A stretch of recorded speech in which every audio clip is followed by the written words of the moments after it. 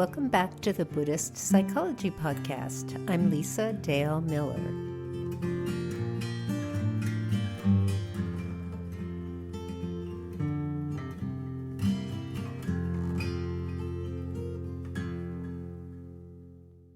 Virtuous conduct is not contrary to making change happen.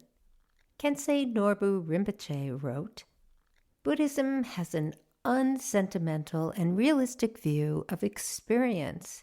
It blatantly acknowledges that human life is filled with experiences we don't like, including loss of what we cherish.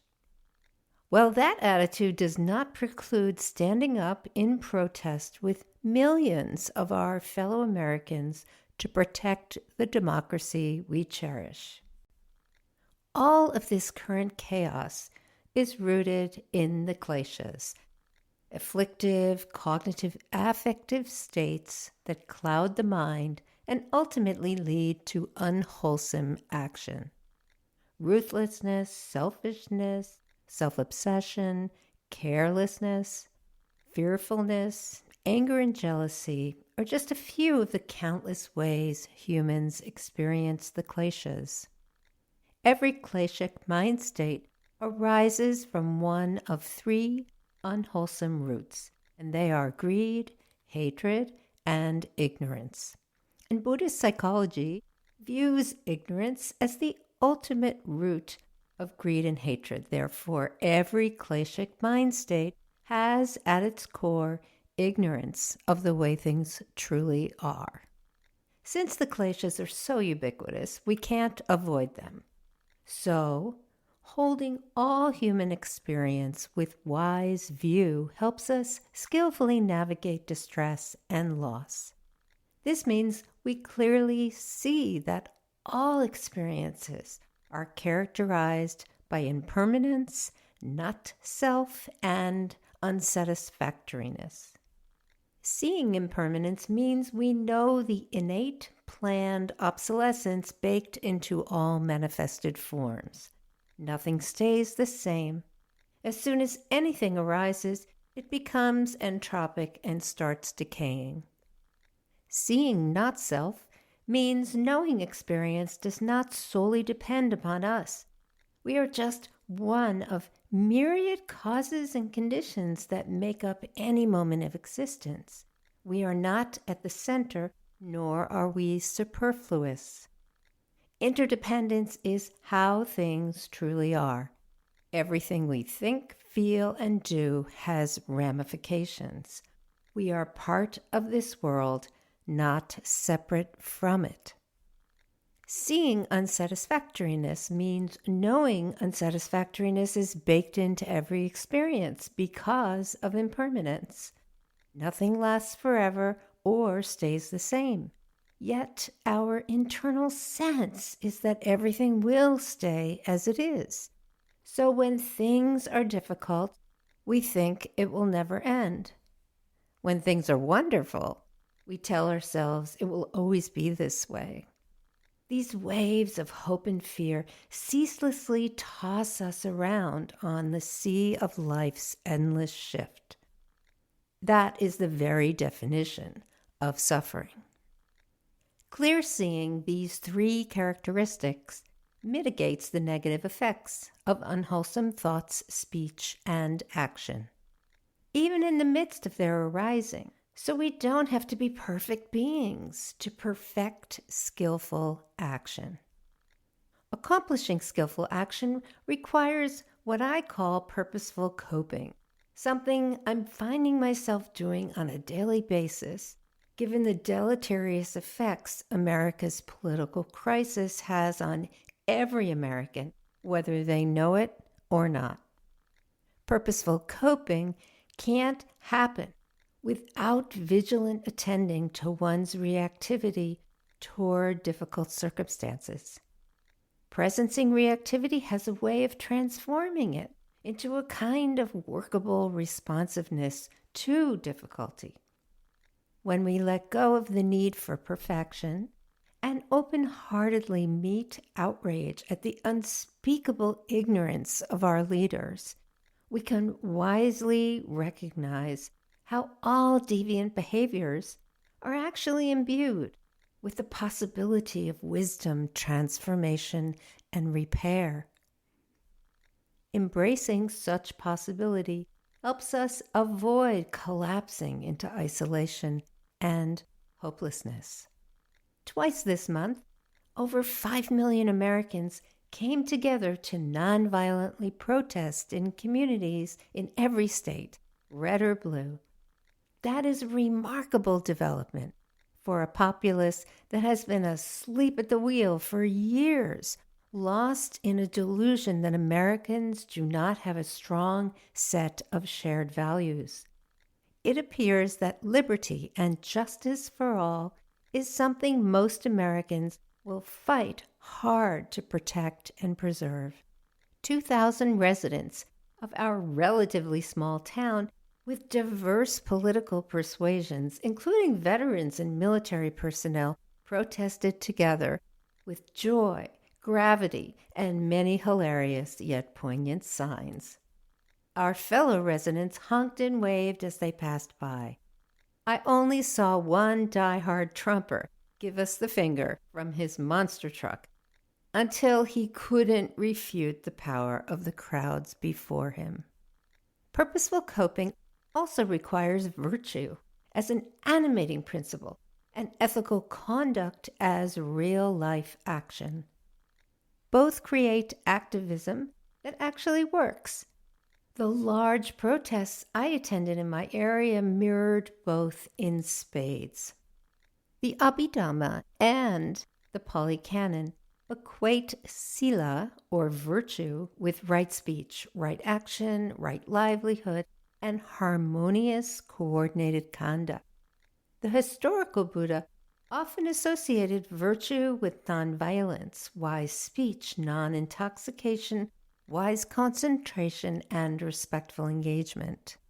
The Dhammapada prescribes 3 steps for calling out injustice and wrongdoing while adhering to the principles of wisdom, compassion, and ethical conduct. They are: abstain from all malevolence, cultivate the good, and purify the mind. Purifying the mind of unwholesome states requires recollecting that hatred only begets more hatred, greed only begets more greed, and ignorance only begets more ignorance.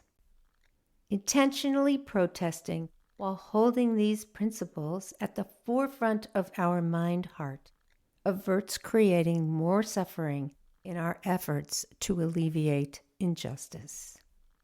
Buddhist psychology also asks us to become supremely interested in cessating unwholesome cognitive affective habits.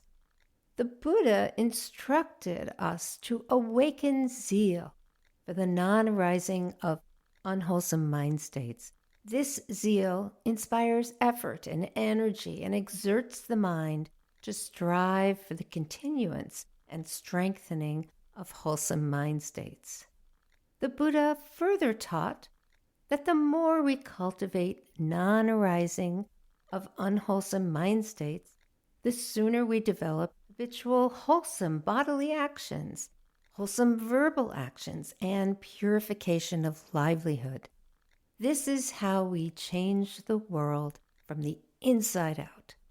In times like these, we must guard against anger and hatred, fueling our desire for change. The historical Buddha lectured on this point specifically. He said, "One who repays an angry man with anger thereby makes things worse for himself.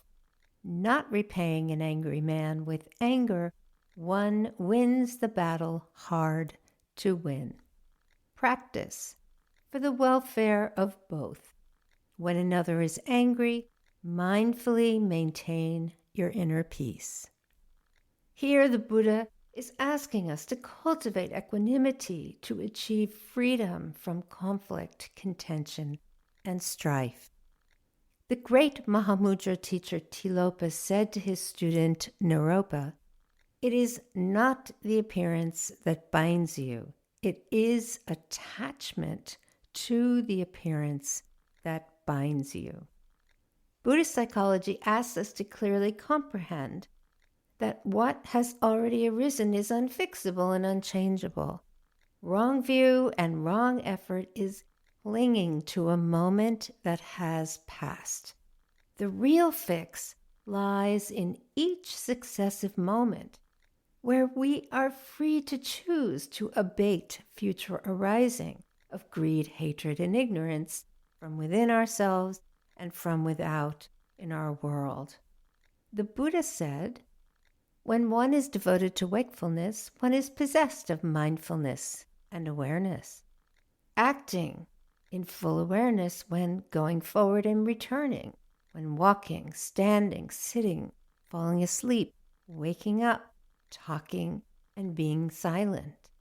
As a Buddhist teacher and psychotherapist who is deeply worried about the future of our nation and our planet, I say, act from within embodied awareness when calling out injustice and protesting hateful, disrespectful conduct, speech, beliefs, and policies.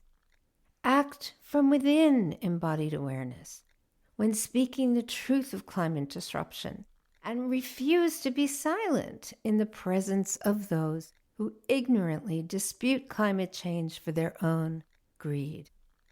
That is an act of great compassion and wisdom. And how we engage in acts like that determines whether our conduct is virtuous or non-virtuous. When we are devoted to cultivating wakeful presence and acting from principles of ethical conduct, we can be the agents that transform a world deeply in need of change. And that means we listen deeply and consider deeply the path of fearlessly naming the kleshas when they are spoken or acted upon by ourselves or others. It also means honestly looking at how our own entitlements contribute to collective suffering and letting those entitlements transform into selfless generosity. These difficult times require us to renounce complacency, convention, denial, and cowardice. By purifying the mind and enacting the good, wakeful presence, selflessness, determination, and non-attachment is what we can bring to the disappointments and frustrations that go hand in hand with sustained social activism. So I encourage us all to fearlessly be lights of non-suffering in a world of dark and intense suffering.